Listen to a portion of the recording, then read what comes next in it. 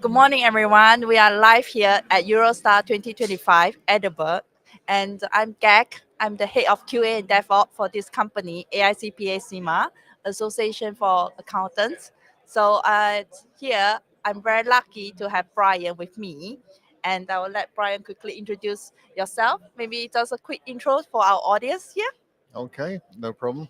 I'm Brian Jones. I'm quality architect at 2i, who are a quality and testing consultancy based in Edinburgh. We're the UK's second biggest testing specialist. I also run a podcast called Quality Blether for the Scottish Testing Group, who are a community of testers in Scotland. We run lots of events and basically connect up testing groups that want to talk about quality testing or anything related to it, so that we can further our professional understandings, basically. So, what makes you start to do this podcast and why this title, Quality Bladders? Well, blether is an old Scots word meaning to chat or to talk, to have a conversation. And that's what these are all about. They're conversations about quality, not specifically testing, but quality as a whole, which means that I can basically talk to anybody.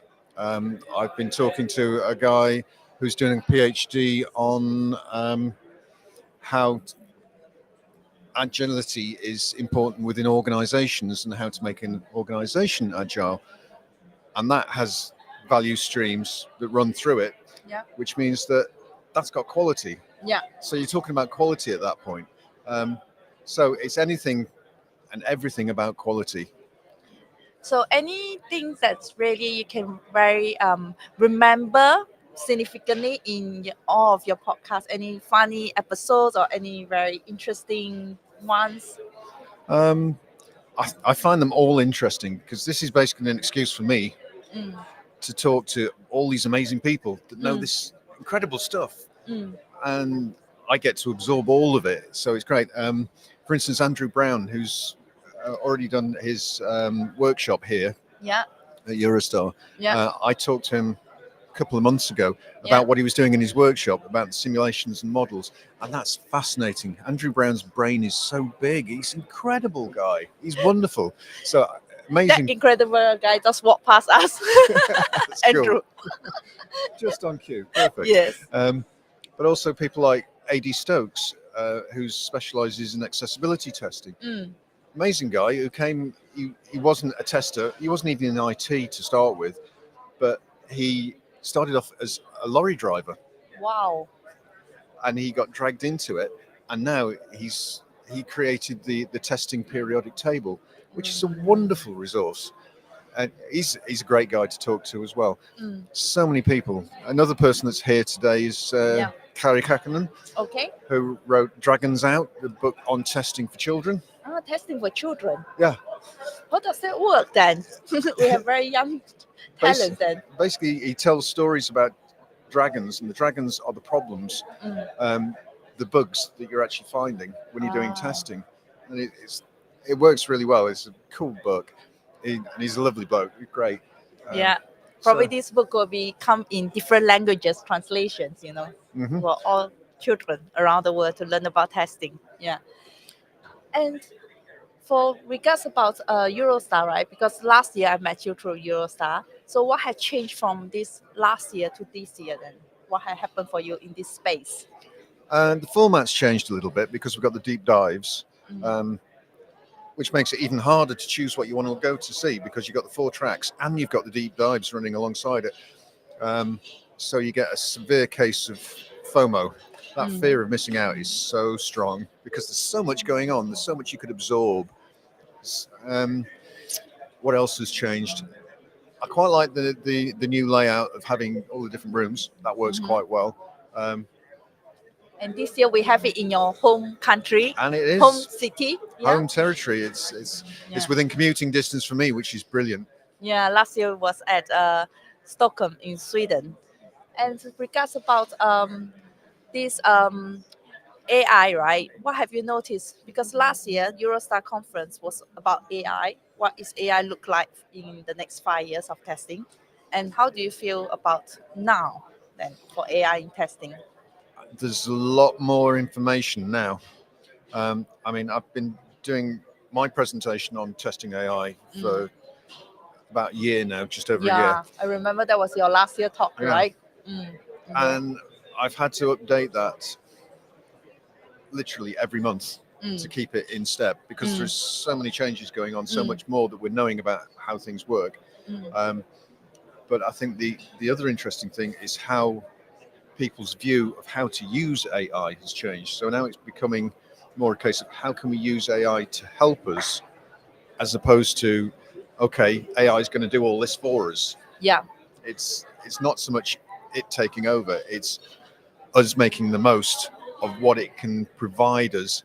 The fear, right, of using AI in testing, right? That's sort of like come down a bit now. Everybody's getting used to it. Yeah, and AI is never going to take over from testers. There's always going to need to be testers. It's just that we're going to be able to use it to help us to move forwards. And it's not going to take over the automation. It can't. We still have to do that critical thinking. We still have to do the systems thinking. It can't do that for us at this point in time, and probably won't for quite a while. So we have to think. And that's our jobs as testers. We use critical thinking. That's the basis of everything we do. And we're still going to have to do it. Yeah, we are the one to train the AI, right? So that the AI can work better for us and write better test cases for us, and they are, agents for us to use. Yeah, and we're the ones that have to test the AI to make sure the AI is doing what we need it to. Yes. To provide and us test with the what we want. training model, right? Yeah, so exactly. It's a lot of exciting stuff for us to learn about AI, and that's why it's quite important. Yeah. For us to keep up to date in the EuroSTAR conference. Yeah.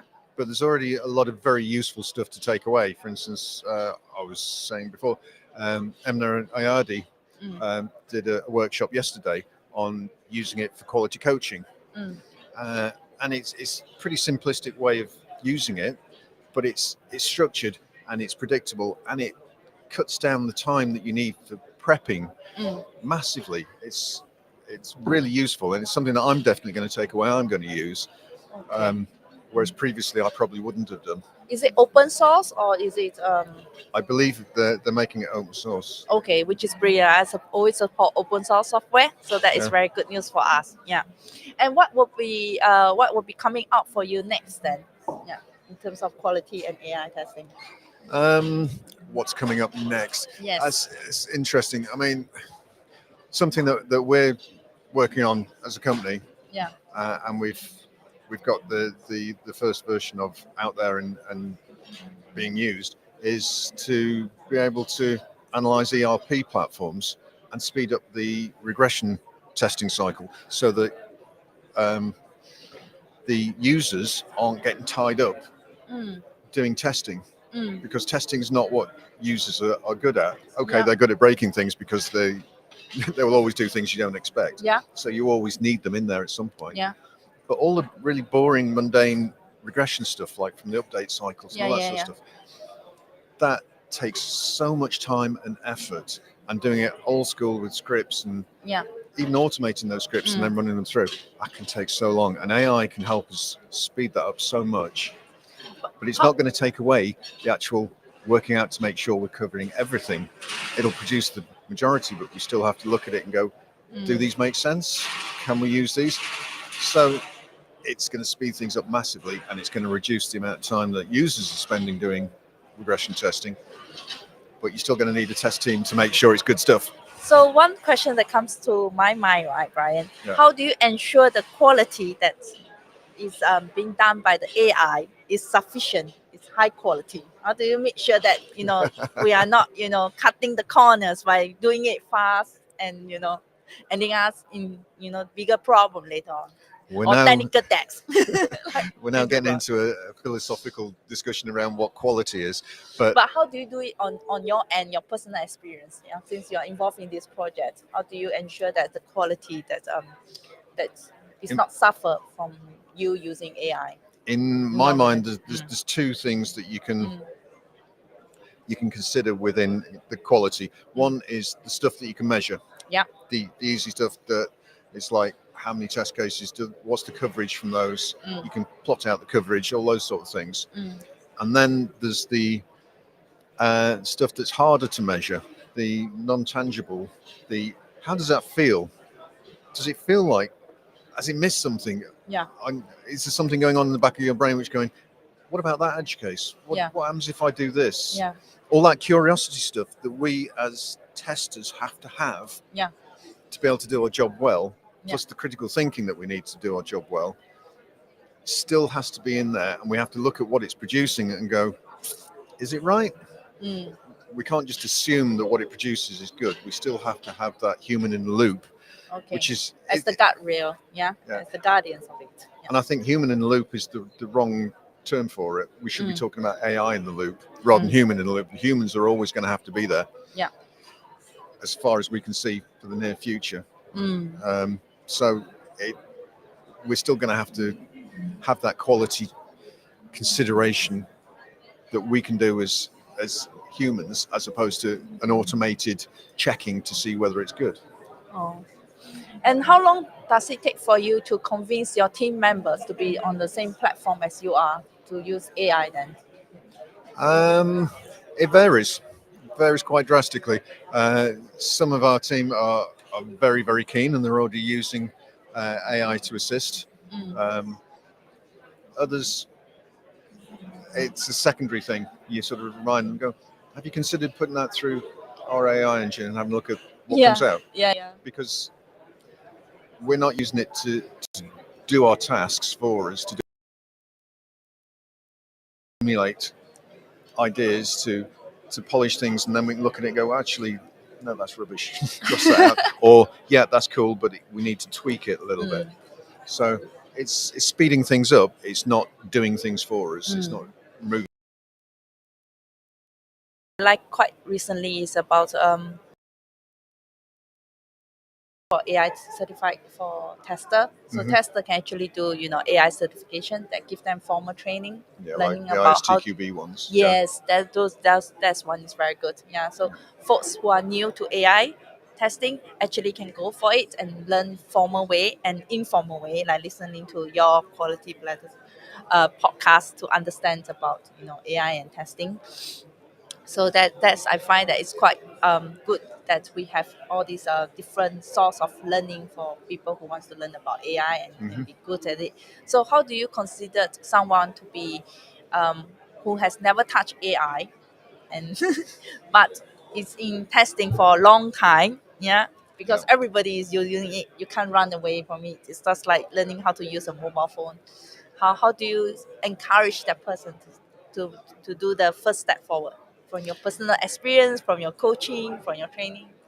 It depends on what you want them to be doing with it, whether you want them to be using it as an assistive tool, in which case... What is the easiest stepping stone for them? Yeah, the easiest step for them to do it. Using it as an assistive tool is pretty straightforward. I think that one too. Because you can demonstrate it. You can just go, right, this is how we can, for instance, set up a workshop. We can get some ideas for how to do, facilitate a workshop for training in different ideas. Put it in this format. Then it comes up with some ideas. And you go, I like that one. We'll use that one. Tell me more details on that. Yeah. So that speeds up the prep process, because it gives you all the different ideas straight off. Yeah, you have another buddy, right, who is like not tired of you and not, say, oh, go away, you've been talking too much, I can keep you using it. Yeah, Emna was using a lovely term. She was talking about rubber ducking 2.0. So the technique of talking to a rubber duck is like talking to a buddy, but they can't answer back. Well, with AI, it's 2.0 because the AI can talk back. You can ask it questions about what you're doing and say, I'm thinking of this, what do you think? And it can bounce ideas back to you. Yeah. Now, it's only going to be based on the database it's got. Yes, definitely. But at the same time, it's still going to allow you to voice your thoughts, and then you can analyze them. You know? Do you have any concern then about the data that we feed into AI? Do you have any concern that we are feeding so much things to out there? Massively. Massively. One of the key factors in any system, but more so in AI, is the data.